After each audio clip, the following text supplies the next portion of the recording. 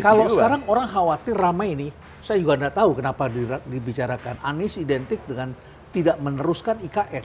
Jadi saya itu ketika dengar begini itu Pak, persis seperti Jakarta kemarin. Ya, pertanyaannya sama begitu. Ya. Jadi selalu dan sekarang saya bisa jawab. Ya.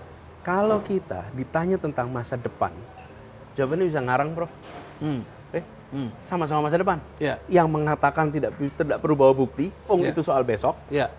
Yang mengkritik juga nggak punya dasar untuk mengatakan itu nggak mungkin. Lihat rekam jejak. Lihat rekam jejak. Jadi tadi contohnya KJP jadi KJP plus. Bukan hanya itu, kampung-kampung di Jakarta, Pak Jokowi itu sangat berorientasi pada rakyat kecil di Jakarta. Sangat berorientasi pada kampung. Bagaimana kampung itu tidak dihilangkan, tapi kampung itu dijadikan sehat. Kampung yang baik. Dan kampung itu kan khasnya Indonesia. Bahasa Inggris saja menyerap kata kampung, karena dia tidak punya konsep kampung. Sekarang saya selalu menawarkan begini. Mau lihat tentang siapa yang lebih meneruskan apa yang dikerjakan Pak Jokowi di Jakarta? Boleh dibandingkan. Gubernur sudah Pak Jokowi, itu ada Pak Basuki, ada Pak Jarot, lalu ada Anies. Terkait dengan program-program yang rakyat banyak, mana yang paling dilanjutkan? Dan kemudian transportasi. Transportasi umum, itu sudah ada lama. Kita teruskan dengan satu kata kunci, integrasi. Transportasi umum yang ada itu diintegrasikan menjadi satu sistem. Antara Transjakarta, MRT, dan feeder-feeder lainnya. Semuanya. Satu sistem. Satu sistem itu artinya apa? Payment-nya sama. Kemudian rutenya terintegrasi. Sehingga bisa berpindah-pindah. Kemudian yang ketiga, manajemennya terintegrasi. Nah, jadi saya ingin jawab tentang masa depan. Bukan dengan mengarang tentang besok. Tapi dengan rekam jejak. Bukti tadi ada yang mengatakan saya pernah bikin dulu ada KJP, sekarang ada KJP plus. Jadi justru ada memang perubahan, tapi plus. Lebih luas jangkauannya, lebih fleksibel pemanfaatannya. Jadi poinnya adalah ini bukan hal baru yang kami alami, Pak. Jadi dengan kata lain kalau misalnya orang bertanya tentang IKN, kita akan bisa membuat IKN plus begitu. A plus saja, Pak. Kita harus lihat besok, Pak ya. Apa plusnya, Pak? Tapi saya melihat begini.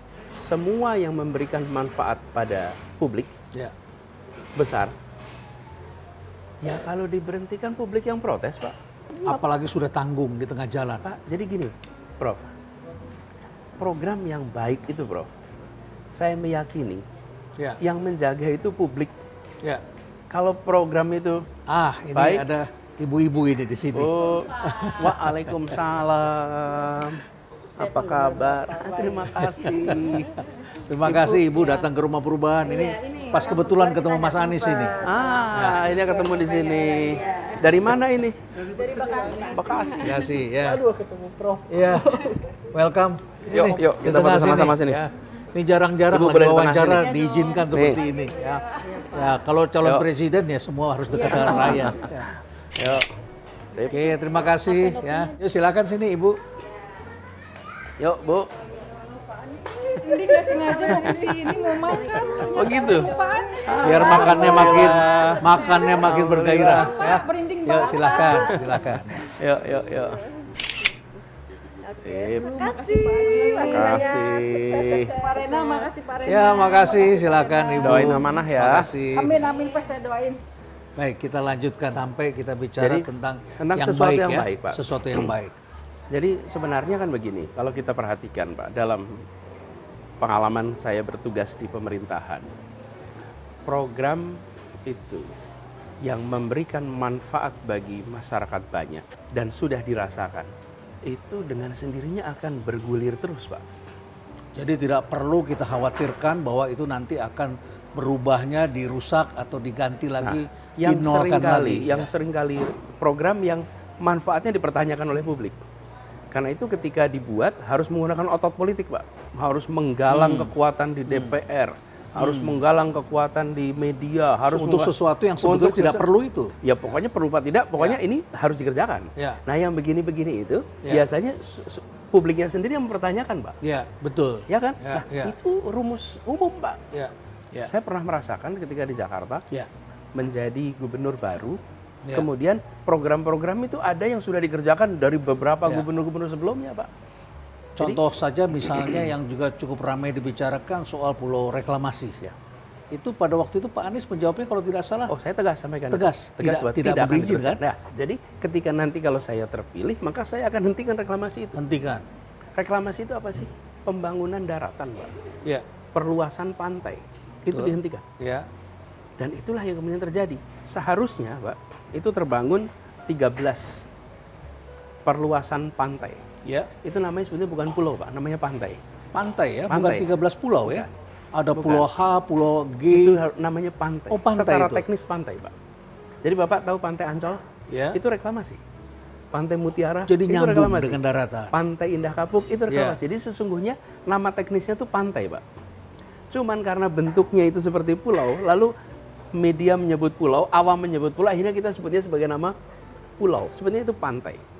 Perluasan pantai. Nah, kenapa kok mau dihentikan, Pak? Saya bukan anti reklamasi, tapi saya tidak menyetujui Teluk Jakarta Ya. dipanjangkan pantainya lewat reklamasi. Kenapa? Di Teluk Jakarta ini muara 13 sungai, Prof. 13 sungai itu ketemu dengan garis pantai. Bila pantainya itu dimundurkan 3 km, Pak, maka air itu akan backwater, Pak. Yang seharusnya sudah ketemu lepas pantai, dia ketemu daratan tambah. Itu harus dipompa, Pak. Jadinya rob malah Akan balik ke muncul, sini. balik. Ya, Nah, ya. itu secara environmental berbahaya. Bila reklamasi itu tidak dilakukan di sebuah muara sungai, ya itu menjadi perlebaran daratan. Jadi bisa kita katakan tidak benar bahwa ada berita bahwa Pak Anies ternyata melingkari janji bahwa pulau itu tetap dibangun. Tidak. Jadi yang sempat sudah dibangun itu adalah satu pantai C dan D. Yang D itu baru dibangun separuh. Dia tidak bisa diteruskan, Pak. Jadi sampai sekarang hanya separuh. Kalau dia meneruskan sampai full, berarti saya mengingkari janji, Pak. Tidak bisa diteruskan. Sudah jadi tanahnya, Pak. Nah, yang sudah jadi tanahnya, sudah jadi, Pak. Itu ada perjanjian, Pak, antara yang berhak membangun itu dengan Pemprov DKI Jakarta yang ditandatangani oleh gubernur sebelumnya. Oke? Perjanjian itu kalau udah ada perjanjian, Pak, itu di atas undang-undang itu, Pak, sebetulnya. Perjanjian itu harus dihormati. Bila yang saya kerjakan adalah melakukan pembatalan atas perjanjian itu, Pak, karena saya tidak setuju, oke, sehingga tanah itu tidak bisa dimanfaatkan, saya akan menciptakan ketidakpastian hukum. Dunia usaha nggak akan percaya lagi pada pemerintah. Jadi dengan kata lain yang tidak diteruskan itu adalah hal yang baru ke depan. Ya, reklamasinya tidak. Yang sudah jadi. Yang sudah jadi tetap. Sudah jadi dimanfaatkan. Karena sudah ada izinnya. Sudah ada izinnya. Baik. Dan ada yang berbeda, Pak. Yang semula kawasan itu kawasan tertutup yang dikelola oleh pengembang menjadi kawasan milik DKI. Jalan dibuka. Jalan-jalan itu aset Jakarta. Jadi tanah-tanah itu aset kita. Dan sekarang menjadi tempat rekreasi. Dan sekarang menjadi tempat terbuka. Kalau ide awalnya adalah itu tertutup, Pak. Dan kemudian itu seperti gated area yang terisolasi dari semuanya. Tidak bisa. Jadi aliran sungai tetap bisa mengalir ke sana. Ya, yang sudah terlanjur jadi. Kalau itu dibongkar, kerusakan lingkungannya lebih hebat. Jadi di sana, Pak, ada namanya Cengkareng Drain, Pak. Itu area Cengkareng Drain itu memang selalu mengalami sedimentasi. Jadi harus dikeruk terus itu. Udah terlanjur jadi. Tapi daerah yang lain aman.